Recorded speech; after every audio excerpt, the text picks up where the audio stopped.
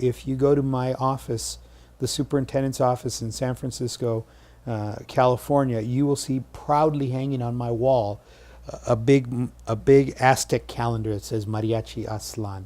I am just so proud of the program and the kids and everyone that's been through that program, because it's always stood for a respect for the tradition. It was my experience with the development of Mariachi Aztlan as a program that led me to become an administrator. And it was because enlightened administrators like Dickie Gastelum and Mary Jane Cook aside, Ed Nunez, those enlightened administrators aside, Tommy Harper in TUSD at the time, those people aside, there was, and there's no other way to say it, a palpable racist antithesis to the establishing of mariachi curriculum within the public school system. And as a teacher, you confronted it head on. It was the comments that I got from the orchestra teacher that, why are you doing this? And when I invited that orchestra teacher to be part of this, well, I can't do it because I can't teach kids to play out of tune. It was the comments that were made that, well, this isn't a legitimate art form because there's no written curriculum. So we wrote a curriculum. This isn't a legitimate art form, there's no written musical arrangements. So we wrote musical arrangements. It was all of those comments, and that for me as a teacher were fundamentally transformational, where I realized that how can you be against this?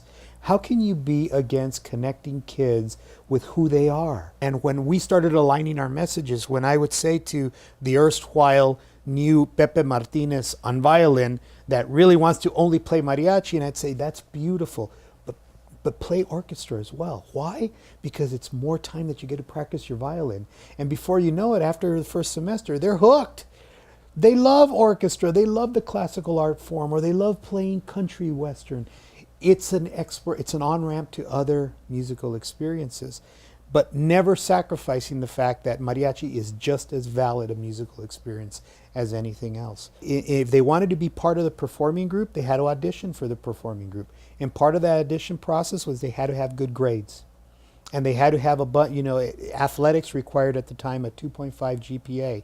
I required a 3.0 GPA to be part of the Mariachi Aztlan. You couldn't have any disciplinary referrals. You had to be all caught up on your schoolwork. And we also started a scholarship fund that when we went out and performed and gigged, of course, it was self-supporting because we were buying our own uniforms and our own sombreros and our own instruments.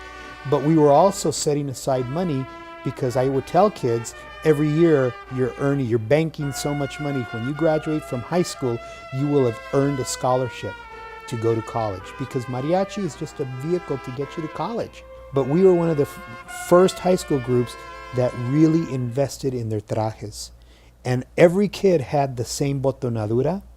Everyone, you would never find one broken chain on the traje. You would always find the same color moño. Everyone always wore long sleeve white shirts under their jackets. Why? Because we're a group, we're uniform. Everyone had the same belts. People's boots were always shined. And we were one of the first school groups that actually invested and had sombreros. Really nice sombreros, so that when we went and performed, we had the entire package. And it was transformative what happened to kids when we did that, because kids understood that the minute they put that traje on, they transcended just themselves and just their neighborhood and just their school. They were representing a tradition. Now what's interesting is that as a superintendent of schools now, one of the biggest revolutions that we're preparing for right now is the introduction of the Common Core State Standards. And what is so interesting for me is that as we talk about the assessment and evaluation of student learning around the Common Core State Standards, we're talking about demonstration.